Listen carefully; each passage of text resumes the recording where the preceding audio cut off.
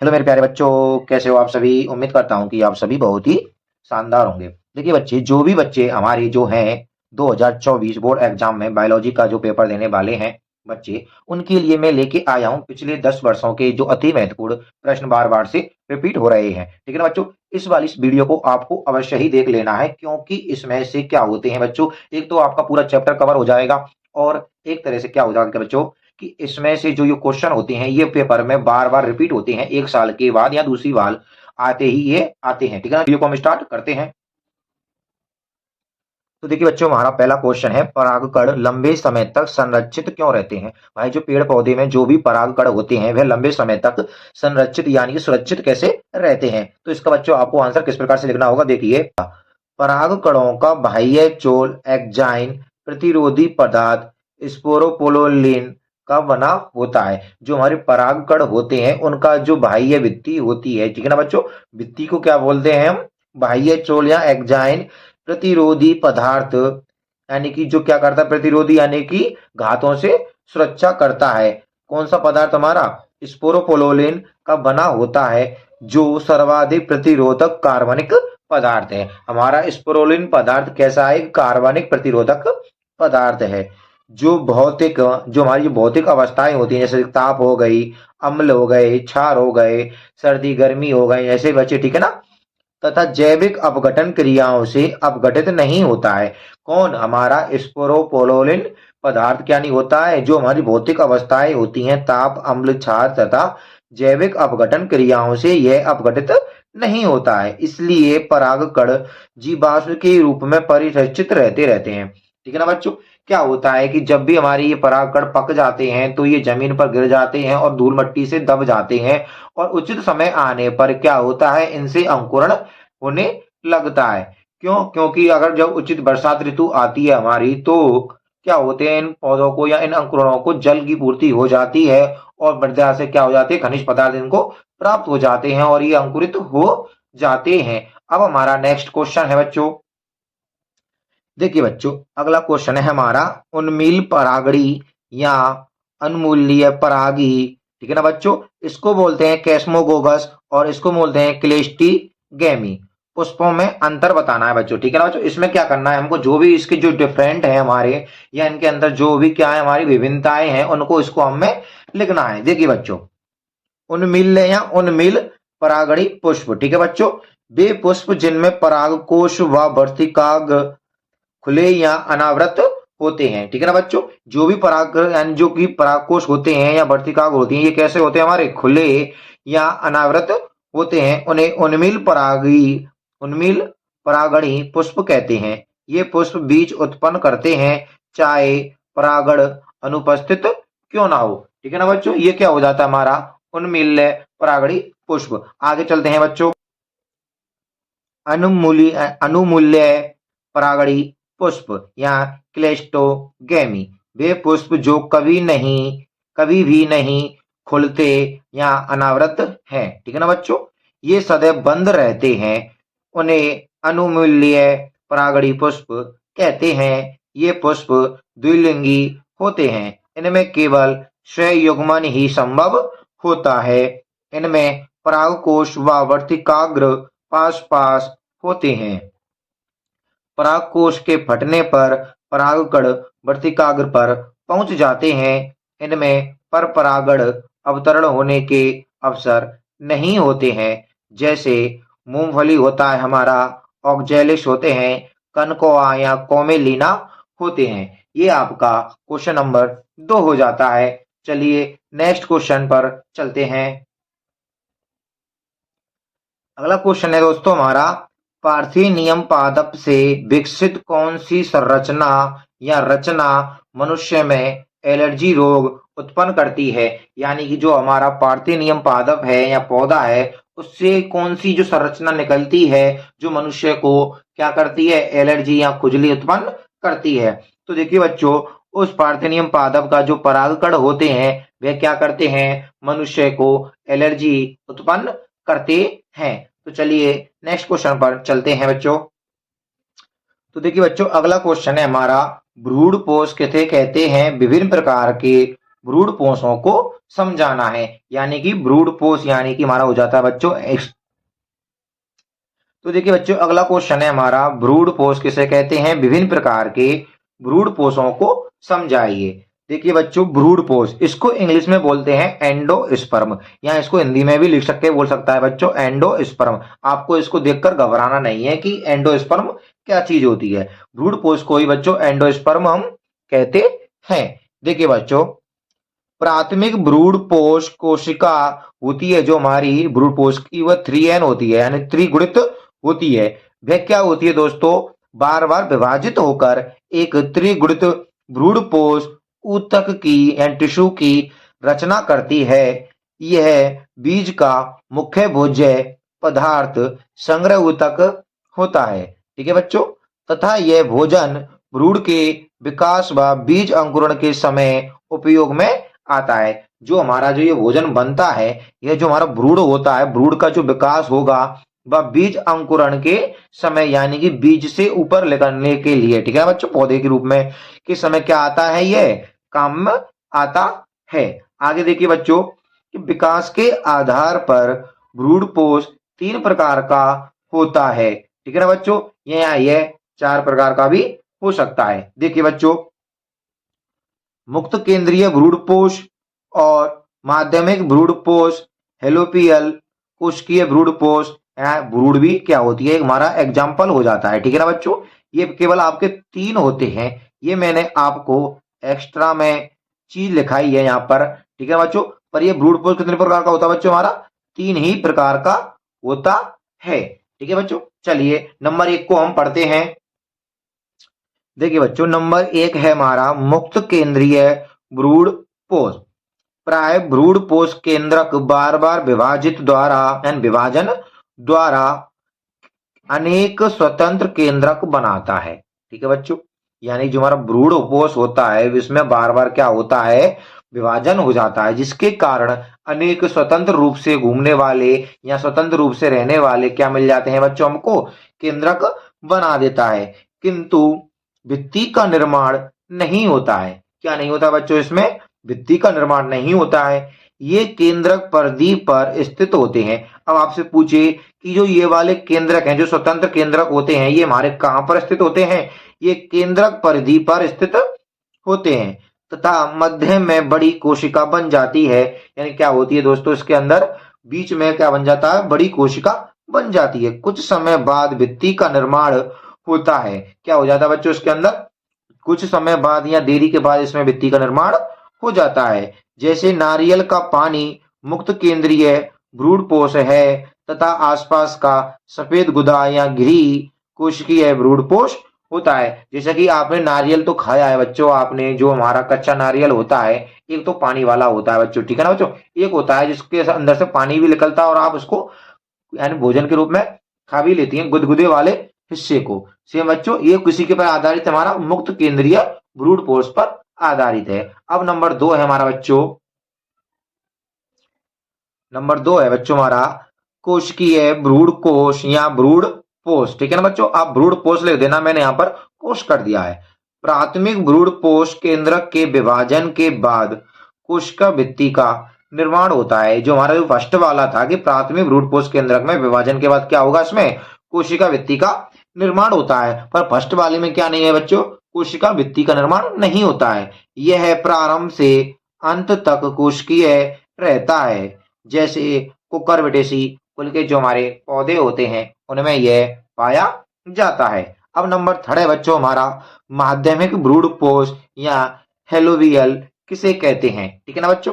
देखो यह उक्त दोनों प्रकार का मिला माध्यम रहता है। जो हमारे जो पहला है मुक्त केंद्रीय ब्रूड पोष और जो नंबर दूसरा है हमारा कोशिकीय ब्रूड कोष, इन दोनों को मिलाकर क्या होता है, बना रहता है। प्राथमिक ब्रूड कोष केंद्रक के प्रथम विभाजन के बाद एक अनुप्रस्थ भित्ति बनने से यह 2 कोशिकीय हो जाता है।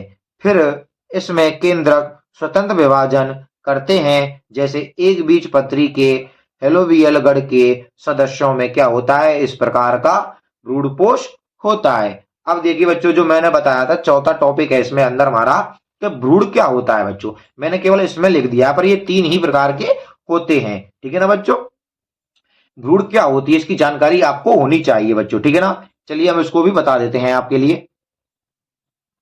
देखिए बच्चों, भ्रूण, इसको बच्चों इंग्लिश में बोलते हैं एम्ब्रियो। ठीक है ना बच्चों, देखो, युग्मनज से परिपक्व बनने की अवस्था को भ्रूणोद्भव कहते हैं। ठीक है ना बच्चों, क्या कहते हैं? भ्रूणोद्भव, यानी भ्रूणोद्भव कहते हैं बच्चों।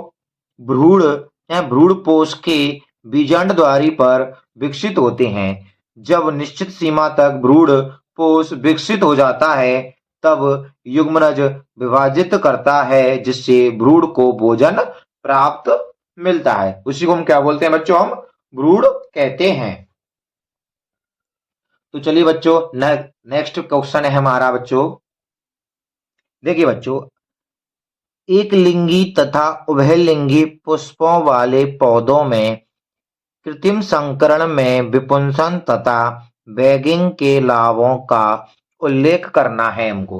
ठीक है ना बच्चों, किसमें? एक लिंगी तथा उभयलिंगी जो हमारे पुष्प होते हैं उनमें। देखो, कृत्रिम संकरण यानी कि कृत्रिम संकरण के द्वारा ही बच्चों में इस प्रकार के क्या कर सकते हैं, हम लाभ उठा सकते हैं।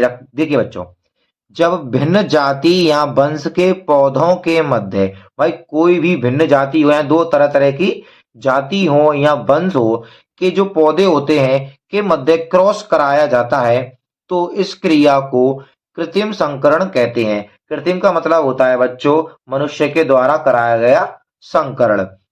कृत्रिम संकरण द्वारा फसलों को उन्नत किस्मों को उत्पन्न किया जाता है। भाई जो ये कृत्रिम संकरण करा के क्या करते हैं, जो हमारी फसल होती है तो अच्छी गुणवत्ता वाले क्या लेते हैं, हम उसमें से जीन या उनके गुण ले लेते हैं जिससे अच्छी किस्म की फसल उत्पन्न कर सकते हैं हम। इस तकनीक में यह सुनिश्चित किया जाता है कि केवल अपेक्षित यानी कि हमारे इच्छा अनुसार भाई गुणवान यानी कि जो अच्छे हो हमारे, उसी प्रकार के क्या लेते हैं, पादप के पराग कणों का उपयोग परागकण के लिए किया जाता है तथा वर्तिकाग्र को अनावेक्षित परागकणों के संदूषण, बच्चों यहां पर आएगा संदूषण ना कि संभूषण। ठीक है ना, संदूषण। ठीक है बच्चों, ये क्या है हमारा?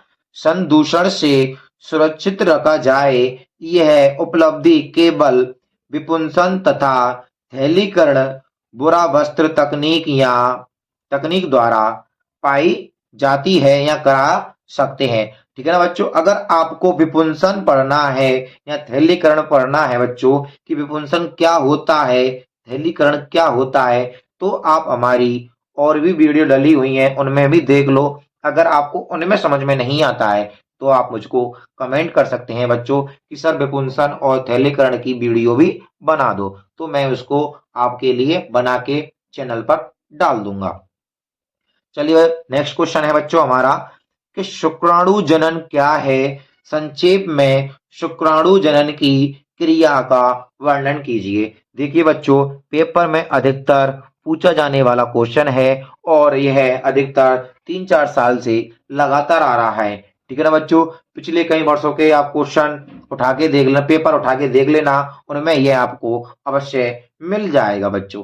ठीक है ना, वैसे तो बच्चों ये जो मैं क्वेश्चन करा रहा हूं ये पिछले गत वर्षों में आपके आए हुए प्रश्न हैं।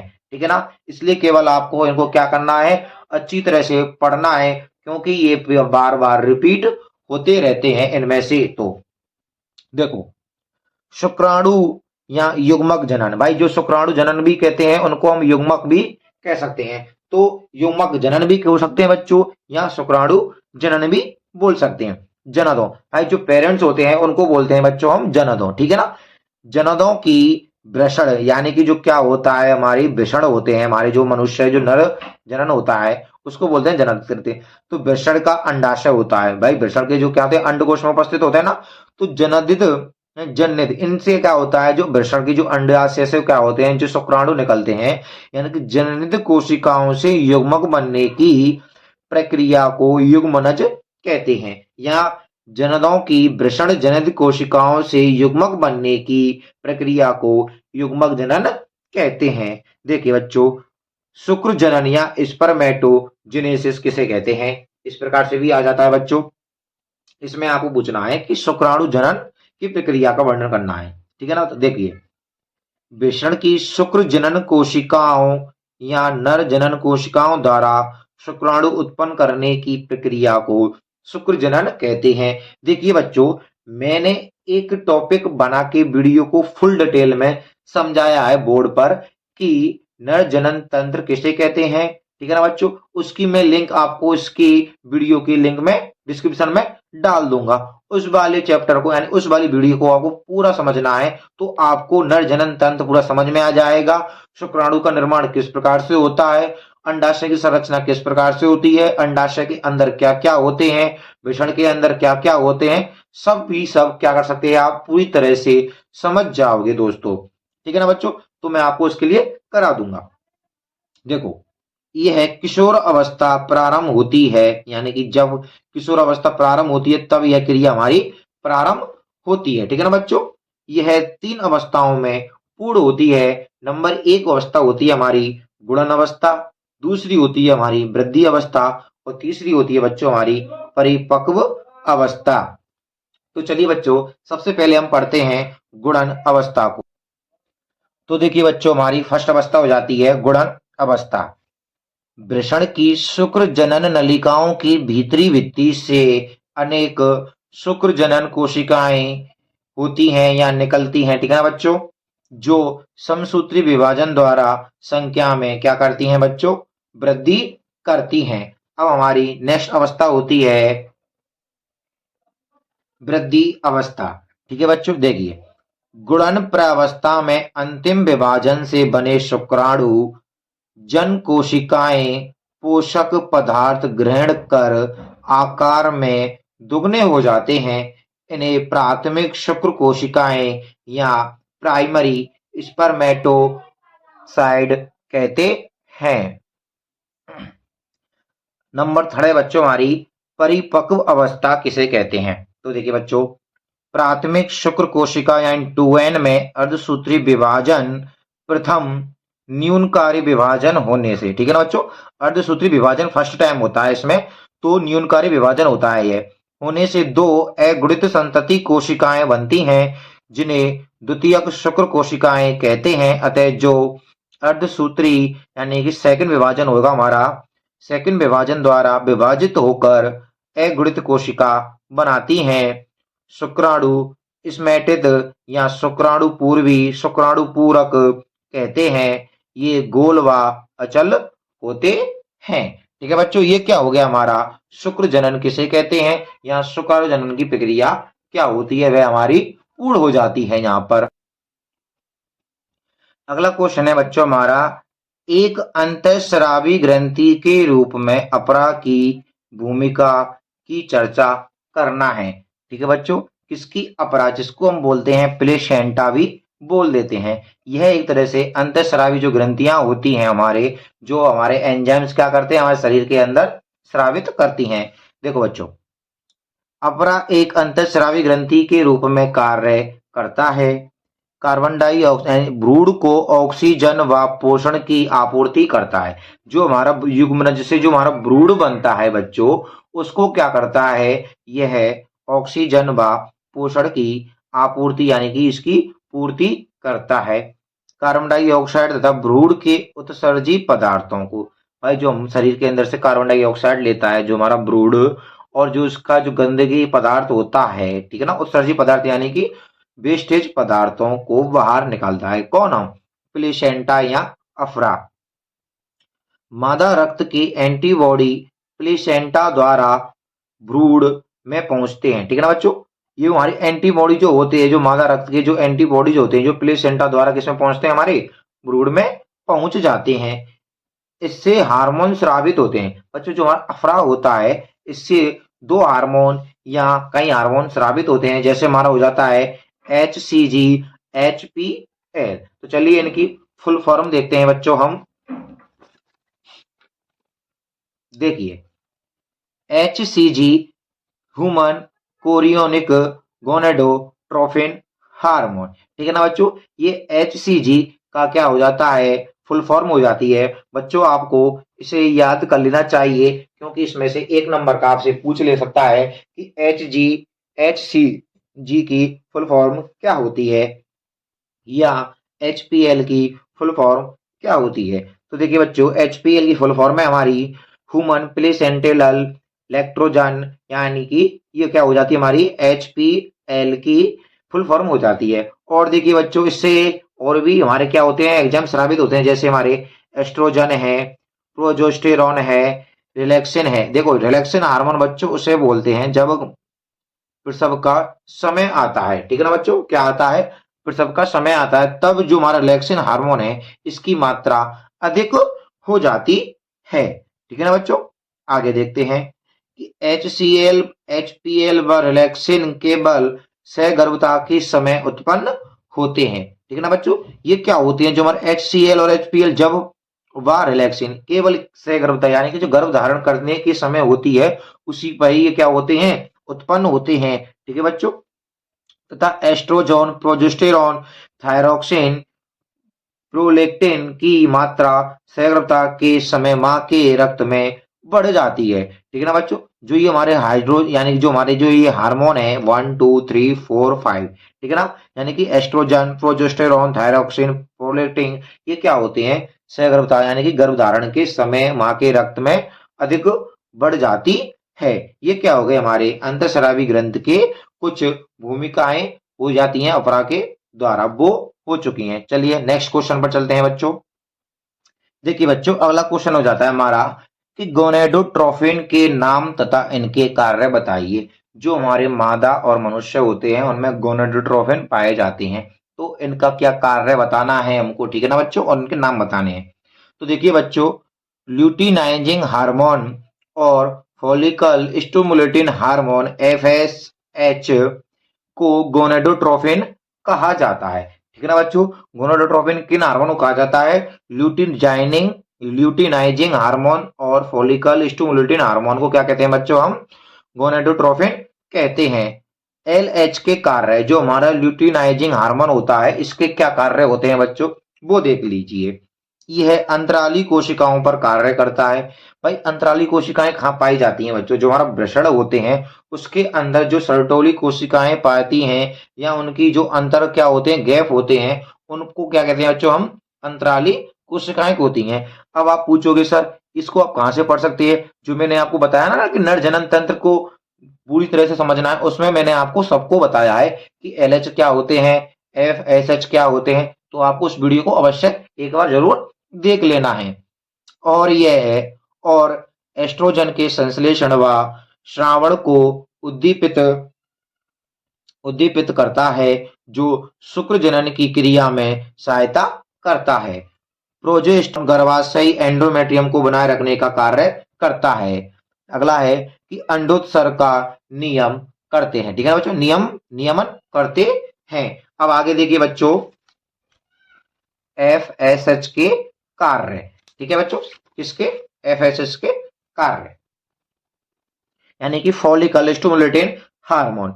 यह सर्टोली कोशिकाओं पर कार्य करता है तथा कुछ पदार्थों के स्राव को उद्दीपित करता है, जो शुक्र जनन की क्रिया में सहायता करता है, ठीक है ना बच्चों। किसमें सहायता करता है, ये हमारी शुक्र जनन की क्रिया में सहायता करता है। तो चलिए नेक्स्ट वीडियो पर चलते सॉरी नेक्स्ट क्वेश्चन पर चलते हैं बच्चों हम।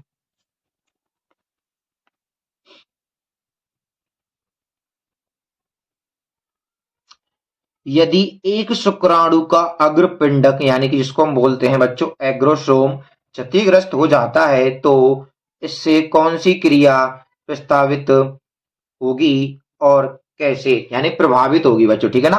प्रभावित यहाँ प्रस्तावित कर दिया मैंने, यहाँ पर प्रभावित होगी, ठीक है ना बच्चों। इसकी जगह पर क्या लिखना है आपको, प्रभावित होगी।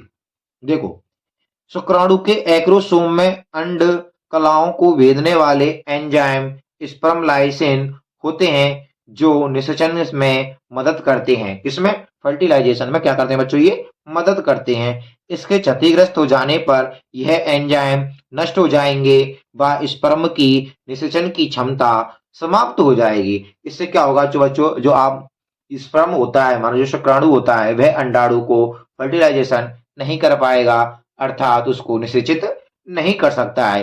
तो इससे यह प्रभावित हो जाता है। ठीक है बच्चों, नेक्स्ट क्वेश्चन है हमारा बच्चों, मनुष्य में वृषणों के उदर में वृषण कोश में न आने से बंधता उत्पन्न हो जाती है, कारण बताइए। ठीक है ना, जो भाई मनुष्य के में जो वृषण होते हैं उसके पेट में, पेट से, ठीक है ना, उदर यानी कि पेट से, वृषण कोश यानी कि जो हमारे बाहर क्या होते हैं, तो पैरों के बीच में जो अंडकोश होता है उसको बोलते हैं बच्चों क्या, वृषण कोश में न आने से बंधता उत्पन्न हो जाती है। तो उसको हम कारण बताना है। देखिए, शरीर यानी कि मानव यानी मनुष्य का जो शरीर होता है, जिसमें भी कौन सा, पुरुष का, तो पुरुष का शरीर यानी पुरुष के शरीर का आंतरिक तापमान उदर गुहा का तापमान अधिक होता है। ठीक है ना बच्चों, क्या होता है हमारा, जो हमारा पेट के अंदर का जो तापमान है वह अधिक होता है। वृषणों में होने वाले शुक्र जनन के लिए शरीर के आंतरिक ताप से 2 से 2.5 डिग्री सेंटीग्रेड कम तापमान की आवश्यकता होती है। अतः शरीर के अंदर स्थित होने पर शुक्र जनन की अनुपस्थिति में बंध्यता या बांझपन, एक तरह से बोलते हैं बच्चों, बंध्यता का मतलब होता है कि पुरुष यानी संतान उत्पन्न नहीं कर सकता है, तो इसे बोलते हैं नपुंसकलिंगता। ठीक है ना बच्चों, एक तरह से तो ये हो जाता है बच्चों, क्योंकि हमारा जो शरीर होता है उसमें टेम्परेचर बाहर के टेम्परेचर से अधिक हो जाता है, यानी कि 2 से 2.5 डिग्री सेंटीग्रेड तापमान अधिक होता है, किसके लिए, शुक्र जनन उत्पादन के लिए। तो जिससे क्या होता है, वह उत्पन्न नहीं हो पाते हैं। ठीक है बच्चों, इसलिए क्या होते हैं, यह बाहर होते हैं। चलिए नेक्स्ट क्वेश्चन पर चलते हैं बच्चों। देखिए बच्चों, जीव विज्ञान का विद्यार्थी होने के नाते बंधे दंपतियों को संतान प्राप्ति हेतु क्या सुझाव देना चाहोगे। देखिए बच्चों, आप एक साइंस के स्टूडेंट हैं, तो आप अपने परिवार के जो आसपास पड़ोस में या जो जिनकी संतान उत्पन्न नहीं हुई है या जिनकी संतान उत्पन्न करने में सक्षम नहीं है, आप उनको क्या क्या एक तरह से सुझाव देंगे, तो वो आपको इसमें लिखना है। देखिए बच्चों, बंधे दंपतियों की मदद के लिए अनेक सहायक जनन प्रौद्योगिकियां उपलब्ध हैं, जैसे कि हमारा हो जाता है बच्चों पात्रे निषेचन, इसको बोलते हैं बच्चों इन विट्रो फर्टिलाइजेशन। ठीक है ना, ये क्या होता है, जो हमारी अंडवाहिनी होती है उसके अंदर क्या किया जाता है, निषेचन किया जाता है। पात्र निषेचन यानी कि पात्र में नर शुक्राणु तथा मादा शुक्राणु को लेकर और मादा के गर्भाशय यानी कि हेलिकॉन में इसको स्थानांतरित कर देते हैं। व भ्रूण स्थानांतरण, ठीक है ना बच्चों, क्या कर सकते हैं, भ्रूण यानी कि पात्र में ही क्या बना देते हैं, युग्मज बनाते हैं, और जब वह भ्रूण में उत्पत्ति होने लग जाता है तब मां के गर्भाशय में इसको स्थापित कर दिया जाता है। ठीक है ना बच्चों, यानी कि एम्ब्रियो ट्रांसफर। अगर स्त्री की अंडवाहिनी में रुकावट है, भाई जो स्त्री की जो हमारे अंडाशय से यानी ओवरी से क्या होते हैं, एग रिलीज होते हैं और वह अंडवाहिनी में आते हैं। अगर अंडवाहिनी ब्लॉक है बच्चों, यानी कि रुकावट है उसमें, तो टेस्ट ट्यूब बेबी की यह विधि उपयुक्त ली जाती है। कि टेस्ट ट्यूब बेबी में क्या किया जाता है बच्चों, जो हमारा युग्मनज या भ्रूण होता है उसका विकास प्रारंभ किया जाता है। यह पति अगर वीर्य सेचन में अक्षम है तो कृत्रिम वीर्य सेचन यानी कि एआई आर्टिफिशियल इंसेमिनेशन की मदद ली जा सकती है बच्चों। ठीक है ना, ये क्या हो जाते हैं हमारे कुछ मोस्ट क्या हो जाते हैं बच्चों, सुझाव हो जाते हैं। और अगर इससे भी बेहतरीन हमारा सुझाव होता है कि वह किसी अनाथ बच्चे को गोद ले सकते हैं। ठीक है ना बच्चों, देखिए नेक्स्ट क्वेश्चन है हमारा बच्चों, सहेली नामक गोली का गर्भ निरोधक के रूप में उपयोग करने के लाभों की सूची बनाई है। ठीक है ना बच्चों, जो हमारी टेबलेट होती है किस नाम की, सहेली नाम की, ये क्या करती है, हमारे गर्भधारण को यानी कि गर्भधारण बच्चा पैदा होने से रोकती है। देखिए बच्चों, सहेली नामक गोली का गर्भ निरोधक के रूप में उपयोग करने के निम्न लाभ हैं बच्चों, कि इसे सप्ताह में सिर्फ एक ही बार लेना पड़ता है। ऐसा नहीं है कि बच्चों इसको हम बार बार ले, उससे क्या होता है, हमारे शरीर के अंदर इन्फेक्शन भी होने लगता है या साइड इफेक्ट भी होने लग जाते हैं। सहेली एक गैर स्टेरॉयड हार्मोन गर्भ निरोधक गोली है। आपसे पूछे बच्चों कि सहेली क्या है, तो सहेली एक गैर स्टेरॉयड हार्मोन गर्भ निरोधक गोली है, अतः यह हार्मोनल संतुलन पैदा नहीं करती है, यानी कि हार्मोनल असंतुलन, ठीक है ना बच्चों, असंतुलन पैदा नहीं करती है। इसके दुष्प्रभाव बहुत कम है, यह एक कारगर गर्भ निरोधक है, यानी कि बच्चों इसके साइड इफेक्ट नहीं होते हैं और यह क्या होती है, बहुत ही कारगर सिद्ध होती है, यानी कि इसका परिणाम 99% क्या आता है बच्चों, प्रूव एक तरह से रिजल्ट देता है। ठीक है बच्चों, देखिए बच्चों नेक्स्ट क्वेश्चन है हमारा, देखिए बच्चों यह क्या है हमारा, एक बहुत ही मोस्ट इंपॉर्टेंट क्वेश्चन है बच्चों, यह आपको अधिकतर आपको पेपर में मिल ही जाएगा, इससे कुछ ना कुछ संबंधित आपको चाहे आधे नंबर 1 नंबर में मिलेगा, चाहे 1.5 नंबर में मिलेगा, चाहे 2 नंबर में, चाहे 3 नंबर में, इससे कुछ ना कुछ हर साल सा आता ही है बच्चों। देखिए गर्भ निरोधक गोलियों के रज्जक दो हार्मोनों के नाम बताइए, इन्हें उत्तम और कारगर गर्भ निरोधक क्यों माना जाता है, वह गैर स्टेरॉयड गोली कौन सी है जिनको खाने की सलाह आमतौर से चिकित्सक देते हैं। देखिए दोस्तों मैंने इससे पहले ही एक क्वेश्चन बताया था सहेली नामक, तो एक क्वेश्चन तो आपको इसमें ही मिल गया जो मैंने ऊपर ही कराया था। देखो इसका आंसर किस प्रकार से लिखेंगे आप कि गर्भ निरोधक गोलियों के रक्षक हार्मोन है प्रोजेस्टेरोन तथा एस्टेस्टेरोन। ठीक है बच्चों, प्रोजेस्टेरोन या एस्ट्रोजन व प्रोजेस्टेरोन के संयोजन शरीर में एस्ट्रोजन व प्रोजेस्टेरोन का स्तर बढ़ा देते हैं। ठीक है ना बच्चों, जो हमारा एस्ट्रोजन और प्रोजेस्टेरोन है इन दोनों की जो संयोजन हो जाता है तो हमारे शरीर में एस्ट्रोजन और प्रोजेस्टेरोन का स्तर बढ़ जाता है। इन हार्मोन्स का बड़ा स्तर अग्र पिट्यूटरी जो हमारी ग्रंथि होती है पीयूष ग्रंथि, तो उसमें क्या होता है पिट्यूटरी से क्या होते हैं एक हार्मोन स्रावित होता है, उसको बोलते हैं बच्चों हम गोनेडोट्रोपिन हार्मोन। और मैंने गोनेडोट्रोपिन हार्मोन आपको कुछ ही देर पहले करा दिया है, ठीक है ना बच्चों, कि क्या होते हैं गोनेडोट्रोपिन हार्मोन। तो देखिए बच्चों जैसे फॉलिकल स्टिमुलेटिंग हार्मोन एफएसएच व ल्यूटिनाइजिंग हार्मोन एलएच के स्राव को कम कर देता है, फलस्वरूप अंडोत्सर्ग रुक जाता है। भाई ये क्या करती हैं हमारे जो एफएसएच और ल्यूटिनाइजिंग हार्मोन होते हैं, यह हार्मोन स्रावित यानी कि जो हमारा अंडाशय होता है हमारा उसमें जो अंडाणु बनते हैं उनको उत्पन्न करने के लिए यह रोक देते हैं।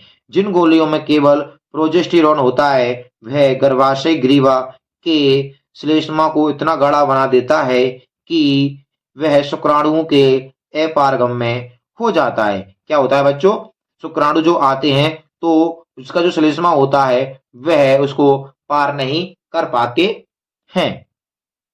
सहेली एक गैर स्टेरॉयड गर्भ निरोधक गोली है जिसको खाने की सलाह आमतौर से चिकित्सक देते हैं। ठीक है ना बच्चों, ये क्या हो गया हमारा क्वेश्चन गर्भ निरोधक वाला हो गया है। तो चलिए नेक्स्ट क्वेश्चन पर चलते हैं। अब हम देखिए बच्चों आपके पेपर में बार बार पूछा जाने वाला most important very very question है बच्चों, क्योंकि यह क्या है हमारा चैप्टर है हमारा आनुवांशिक पदार्थ वाला है कि नहीं बच्चों।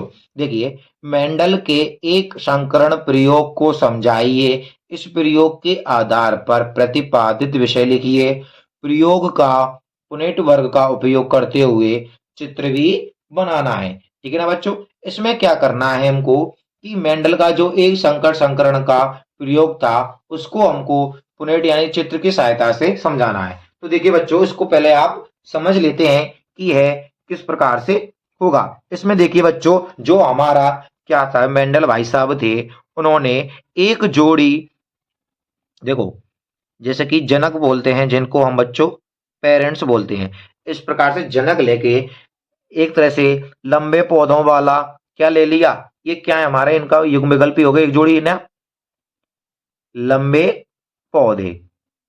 ठीक है ना बच्चों, उसने इस प्रकार सा क्या बना लिया पौधे ले लिए, और एक लिया था हमारा capital T small T capital capital हो गए हमारे, ये स्मॉल स्मॉल हो गए, इसको बोलते हैं बच्चों हम बोने पौधे। ओके, तो उसने क्या किया ये जो लंबे पौधे हैं और जो छोटे बोने पौधे हैं इसके मध्य क्रॉस कराया। क्या कराया बच्चों, क्रॉस कराया है। तो देखिए बच्चों इसमें से क्या करते हैं इसका एक विकल्पी युग्म ये और इसका एक विकल्पी युग्म ये, यानी कि अर्धसूत्री विभाजन हो जाता है इसके अंदर। ठीक है बच्चों, विभाजन होगा इनके युग्मों में और फिर ये क्या करेंगे, आपस में फर्टिलाइजेशन करेंगे। तो बच्चों ये बना देते हैं कैपिटल टी स्मॉल टी, इसको बोलते हैं बच्चों हम F1 पीढ़ी। ठीक है ना, इसको बोलते हैं संततिवी पीढ़ी। भाई क्या है, हमारी संतति यानी संतान उत्पन्न हो जाती हैं। ठीक है ना बच्चों, इसमें क्या कराया था बच्चों हमने, पर परागण, पर परागण। ठीक है, इसमें आएगा बच्चों स्वपरागण कराते हैं। तो देखिए बच्चों, कैपिटल टी इससे आ जाएगा, स्मॉल टी इधर आ जाएगा। तो फिर हम क्या करेंगे बच्चों इसमें, ठीक है ना बच्चों, अब देखिए इसमें ये इस वाला भी रहेगा और इसमें ये वाला भी रहेगा। अब हम क्या करते हैं, एक बोर्ड बनाते हैं। ठीक है बच्चों, जिस प्रकार से आपको अच्छी तरह से समझ में आ जाएगा। ये बना लिया हमने एक तरह से बोर्ड। ठीक है, इसमें क्या करना है, हमको फर्स्ट लिखना है और जो सेकंड कर देना है और इस प्रकार से आपको बना देना है। ठीक है ना बच्चों, एक और बनाना पड़ेगा आपको थर्ड के लिए। ये बन गया। इसमें देखिए बच्चों, आपको ये सिंबल तो आपको पता ही होगा, मादा युग्मक और हमारे किसके लिए बच्चों, नर युग्मक के लिए। ठीक है ना, चाहे आप इसे मादा मान लो और इसे नर मान लीजिए। ठीक है ना, अब देखिए इसका जो क्या कैपिटल टी का संकरण हम इससे कराते हैं, किससे, क्रॉस टी से। तो क्या बनाता है कैपिटल टी और इस कैपिटल टी का स्मॉल टी से कराएंगे तो कैपिटल टी स्मॉल टी, और इस स्मॉल टी का कैपिटल टी से तो कैपिटल टी स्मॉल टी, और इसका इससे कराते हैं तो स्मॉल टी बन जाता है। देखो बच्चों, ये अप्रभावी है और ये प्रभावी है। भाई लंबा पर बोना अप्रभावी रहता है, पर बोने पर लंबाई प्रभावी होती है बच्चों। ठीक है ना, तो देखिए इसका अनुपात किस प्रकार से आया है कि एक तो लंबा पौधा है, ठीक है ना, और एक क्या है हमारा बौना पौधा है। ठीक है ना, और दो सेम है, यानी कि बच्चों देखिए ये क्या हो जाता है, हमारा जीनोटाइप है। ये तो क्या हो जाता है बच्चों, जीनोटाइप अनुपात होता है इसका जीनो टाइप में। तो 1:2:1, ये तो क्या हो जाता है जीनोटाइप में। परंतु फिनोटाइप यानी कि लक्षण के आधार पर, भाई जो लक्षण उत्पन्न हुआ बच्चों इसमें, तो वो कुछ प्रकार सा हुआ। तो 3 तो बच्चों इसमें लंबे बच्चे पैदा होते हैं और एक कैसा होता है हमारा बौना पौधा होता है। तो आपको इसी प्रकार से क्या बनाना है बच्चों, एक चार्ट बना लेना है। सबसे पहले पेपर को, यानी कि जो पेपर आएगा उसमें, तो आपको इस प्रकार से चार्ट बना लेना है, जिससे क्या है आपका एग्जाम अच्छी तरह से उसको समझ सकता है कि आप बच्चे ने आंकड़ा डेरिवेशन क्या लिखा है। यहाँ पहले आप परिभाषा लिख दो, फिर आप इसमें चार्ट भी बना सकते हैं। तो चलिए हम क्वेश्चन पर चलते हैं बच्चों, कि हमारा क्वेश्चन क्या बोलता है। देखिए, मेंडल का एक संकर संकरण का प्रयोग, इस प्रकार से आपको हेडिंग डालनी है पेपर में। जब एक जोड़ी युग्म विकल्पी एलील के मध्य संकरण कराया जाता है, यानी कि कैपिटल टी और स्मॉल टी के हमारे क्या आए थे, एक प्रभावी और एक अप्रभावी, एक तरह से शुद्ध शुद्ध थे। ठीक है ना बच्चों, दोनों संकरण एंड क्रॉस कराते हैं तो इसे एक संकर संकरण कहते हैं, तथा इससे प्राप्त F1 पीढ़ी संतति को एकल संकरण कहते हैं। अब देखिए ये क्या है बच्चों, हमारा यहाँ से प्रयोग स्टार्ट हो जाता है कि मेंडल ने मटर के एक जोड़ी युग्म विकल्पी लक्षण शुद्ध लंबे कैपिटल टी व शुद्ध बौने स्मॉल टी पौधों के मध्य संकरण अथवा क्रॉस करवाया। तो F1 पीढ़ी में सभी लंबे पौधे कैपिटल टी स्मॉल टी प्राप्त हुए। इन संततियों को संकरण कहा गया है। ये विषम युग्मजी कैपिटल टी स्मॉल टी प्रकार के थे। ठीक है ना बच्चों, देखो जब इन दोनों के मध्य क्या कराया था, क्रॉस कराया था, तो F1 पीढ़ी कैसी प्राप्त हुई थी, हमारी लंबे प्राप्त हुई थी।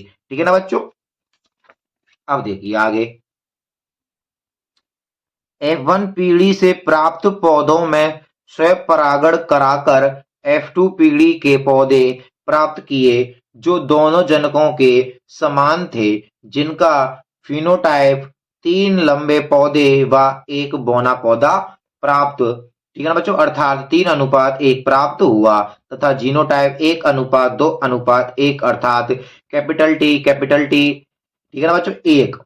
ये क्या है हमारा कैपिटल टी अनुपात 2 कैपिटल टी अनुपात 1 स्मॉल टी प्राप्त हुआ। अतः F2 पीढ़ी में अप्रभावी जनक बिना किसी सम्मिश्रण के प्रकट हो जाता है। F1 पीढ़ी में विषम युग्मजी युग्म विकल्पी के दोनों कारक साथ साथ रहते हुए भी संदूषित नहीं होते हैं तथा युग्मकों के निर्माण के समय एक दूसरे से पृथक होकर अलग अलग युग्मकों में चले जाते हैं। अतः प्रत्येक युग्मक लक्षण विशेष या कारक की दृष्टि शुद्ध होता है। अतः युग्म विकल्पी का विसंयोजन या यादृच्छिक होता है। ये क्या हो जाता है हमारा मेंडल का एक संकर संकरण हो जाता है बच्चों। ठीक है ना, पेपर में बहुत अधिक ही मोस्ट है, आपको अच्छी तरह से इसको याद कर लेना है बच्चों। देखिए बच्चों, मानव में लिंग निर्धारण कैसे होता है, यह भी एक मोस्ट इंपॉर्टेंट क्वेश्चन है। तो चलिए हम इसको पहले समझ लेते हैं, फिर हम इसका आंसर देखेंगे। देखिए बच्चों, जैसे कि हमारा नर होता है और मादा होती है। तो देखिए बच्चों, जो हमारा नर होता है इसमें 22 प्लस एक्स वाई गुणसूत्र टोटल हो जाते हैं। देखो, 22 जोड़ी तो होते हैं, ठीक है ना, 22 जोड़ी व 2 अलग होते हैं, तो 22 दूनी 44 हो जाते हैं बच्चों। और 45 46, तो यानी 46 गुणसूत्र किसमें होते हैं बच्चों, हमारे नर में होते हैं, और 46 ही गुणसूत्र होते हैं हमारे मादा में। परंतु इसमें 22 जोड़ी तो नर व मादा में तो समान होते हैं बच्चों, परंतु 2 एक्स एक्स इसमें अलग होते हैं। तो देखिए बच्चों, इसमें से क्या होते हैं, इसमें से 2 प्रकार के हमारे युग्मक बनते हैं। तो 22 प्लस एक्स बच्चों, एक तो बन जाता है हमारा 22 प्लस एक्स, और दूसरा बनता है बच्चों हमारा 22 प्लस वाई। ठीक है ना, तो ये 2 युग्मक बन जाते हैं, परंतु मादा से केवल एक ही युग्मक बनेगा 22 प्लस एक्स, क्योंकि मादा में केवल एक्स होता है, ना कि वाई होती है। देखिए बच्चों, जब ये युग्मक हमारा इससे क्रॉस करता है तो 22 plus x plus 22 plus x, तो क्या बन जाते हैं ये 44 प्लस एक्स एक्स बन जाता है।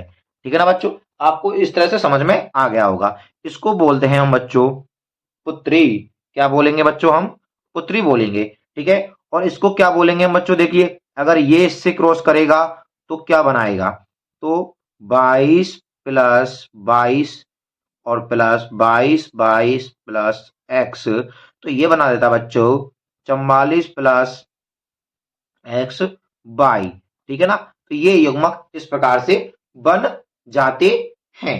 ठीक है बच्चों, क्या बन जाते हैं हमारा, इस प्रकार से यह बन जाते हैं। आपको पेपर में ये वाली लाइन नहीं लिखनी है, ठीक है ना बच्चों, कौन सी, ये वाली। ठीक है, तो आपका चित्र सेम इसी प्रकार से बन जाएगा बच्चों। आपको ऊपर नर लिख देना है, इधर मादा लिख देना है, ठीक है ना, और इधर क्या लिखना है, युग्मक बनाना है कोई 22 प्लस एक्स 22 प्लस वाई, और इधर 22 प्लस एक्स। इसका क्रॉस एक बार इससे करा देना है, इसका क्रॉस एक बार इससे कराना है। देखो, इसका क्रॉस हमने इससे कराया तो 44 प्लस एक्स वाई पुत्री, और इसका इससे कराया तो 44 प्लस एक्स वाई पुत्र हो जाता है। यानी कि इसकी पुत्र पुत्री होने की चांस कितने रहते हैं बच्चों, हमारे 50-50% रह जाते हैं। ठीक है बच्चों, अब चलिए इसकी हम आंसर किस प्रकार से लिखेंगे वो देखते हैं। देखो बच्चों, मानव में लिंग निर्धारण X X dash X Y प्रकार का होता है। ठीक है ना, मानव में 23 जोड़े गुणसूत्र यानी कि 2n इक्वल टू कितना 46 में से 22 जोड़ी गुणसूत्र नर व मादा में एक जैसे होते हैं। भाई 22 जोड़ी तो क्या होते हैं, बिल्कुल एक सेम की सेम कंडीशन होती है। इनका भी कार्य क्या होता है, जैसे बाल का बाल बनाना, और आंखों के लिए आंखों का लिए, हार्मोन का हार्मोन के लिए। ठीक है ना, तो 22 जोड़ी तो बिल्कुल सेम कार्य के लिए होते हैं, परंतु जो एक गुणसूत्र या दो गुणसूत्र, एक गुणसूत्र एक जोड़ी होते हैं हमारे एक्स एक्स और एक्स वाई, ये लिंग निर्धारण में कार्य करते हैं। जैसे नर में अलैंगिक गुणसूत्र क्रोमोसोम के अलावा एक एक्स व एक वाई गुणसूत्र होता है, तथा वाई गुणसूत्रों से, ठीक है ना बच्चों, ये वाई गुणसूत्र है, यहाँ पे लिखना, वाई गुणसूत्र से नर लक्षणों का निर्धारक होता है। अतः नर में 44 प्लस एक्स वाई गुणसूत्र होते हैं। नर में 2 प्रकार के युग्मक 22 प्लस एक्स व वाई प्लस वाई बनते हैं।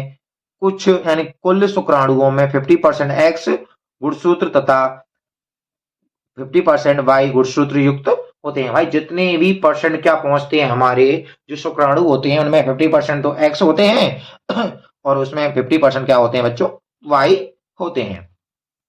अब आगे देखिए, मादा में अलैंगिक गुणसूत्रों के अलावा एक जोड़ी एक्स गुणसूत्र 44 प्लस एक्स एक्स होते हैं। मादा में एक ही प्रकार के अंडाणु 22 प्लस एक्स बनते हैं।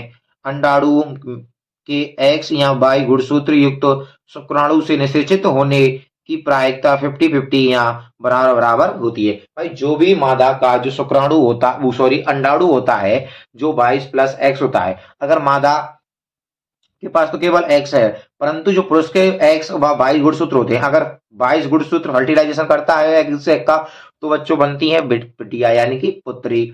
अगर वाई करता है तो पुत्र का क्या होता है, जन्म होता है।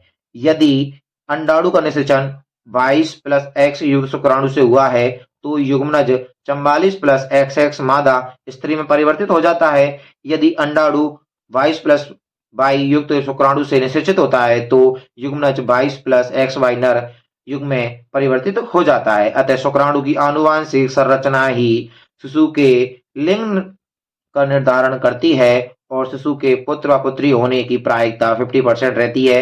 यह गलत धारणा है बच्चों कि लड़की पैदा करने में माता जिम्मेदार या दोषी होती है। ठीक है बच्चों, चलिए नेक्स्ट क्वेश्चन पढ़ते हैं बच्चों। अब हम देखिए बच्चों, आनुवांशिक संतुलन क्या है? हार्डी वीनबर्ग साम्य को प्रभावित करने वाले 4 घटक लिखिए। ठीक है बच्चों, चलिए लिखते हैं। यह सिद्धांत G.H. हार्डी इंग्लैंड के वैज्ञानिक व वीनबर्ग जर्मनी के वैज्ञानिकों ने प्रतिपादित किया था। इनके अनुसार किसी समष्टि यानी कि जाति में अलील आवृत्तियां पीढ़ी दर पीढ़ी स्थिर व समान होती हैं। ठीक है ना बच्चों, क्या होती हैं? पीढ़ी दर पीढ़ी समान होती हैं। किसी समष्टि में कुल जीन व उनके एलील जीन पुल एक स्थिरांक होते हैं। यही हार्डी वेनबर्ग साम्य है। ठीक है ना, देखिए p square plus 2pq plus q square is equal to 1 हो जाता है। ये क्या हो जाता है? इसका साम्य स्थिरांक हो जाता है। अब बात आती है कि साम्य को प्रभावित करने वाले कारक कौन कौन से हैं।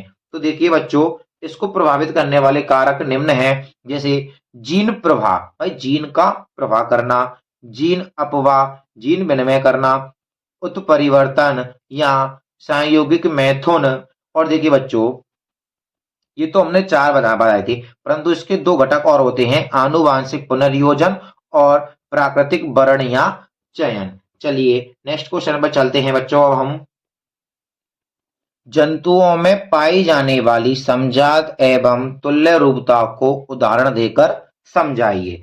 देखिए बच्चों, उत्तर है हमारा समजात अनुरूपता या होमोलोगस ऑर्गन। ठीक है ना बच्चों, पेपर में आपको इस प्रकार से भी आ जाता है कि समजात किसे कहते हैं, अनुरूपता किसे कहते हैं, यहाँ पर टिप्पणी भी लिखिए। तो देखिए, समजात अंग का अर्थ है जिन जीवों के पूर्वज समान थे।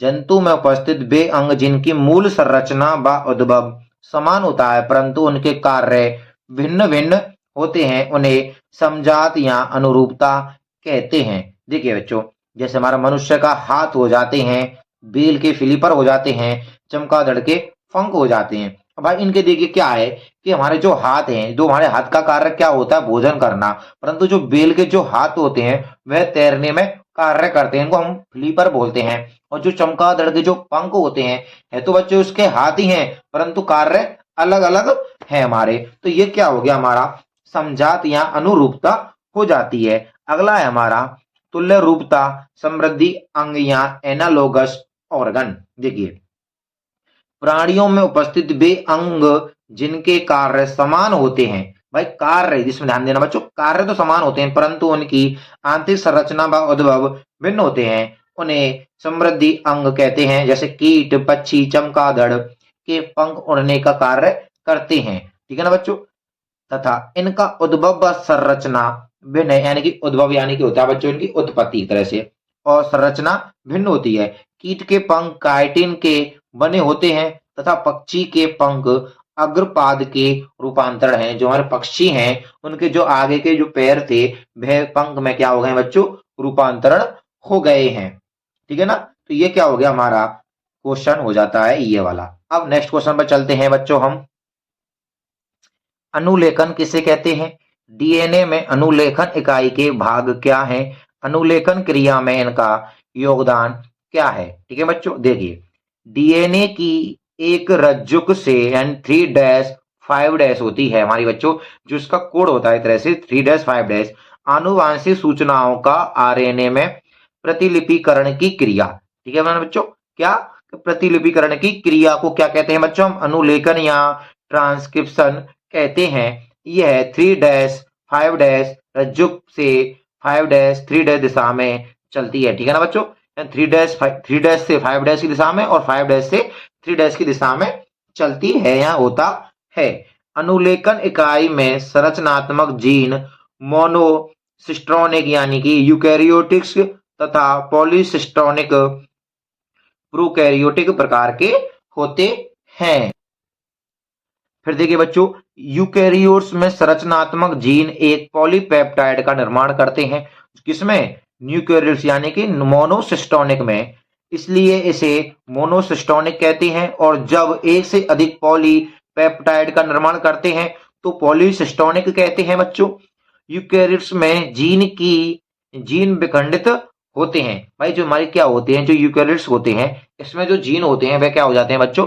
विखंडित हो जाते हैं। डीएनए के कूट लेखन या अभिव्यक्त अनुक्रमों को एक्सॉन, एक्सोस या व्यक्तेज या एक्सॉन कहते हैं तथा डीएनए के वे अनुक्रम जो कूट लेखन या अभिव्यक्त नहीं करते हैं उन्हें इंस्ट्रॉन्स या अव्यक्तेन कहलाते हैं बच्चों। अब देखिए एमआरएन में यानी एमआरएनए में केवल एक्सॉन पाए जाते हैं, ट्रांसलोन नहीं पाए जाते हैं। तो आपको इस प्रकार से इसका क्वेश्चन का आंसर लिखना है। ठीक है ना बच्चों। अब नेक्स्ट क्वेश्चन है बच्चों हमारा कि मानव जीनोम प्रोजेक्ट या परियोजना के लक्ष्य बताइए। ठीक है ना बच्चों। अब देखिए यह भी क्या है बच्चों, आपका एक इंपॉर्टेंट है, पेपर में कई बार इसको पूछ लिया जाता है। देखो बच्चों, मानव डीएनए में मिलने वाले 20 से 25,000 सभी जीनों के बारे में पता लगाना।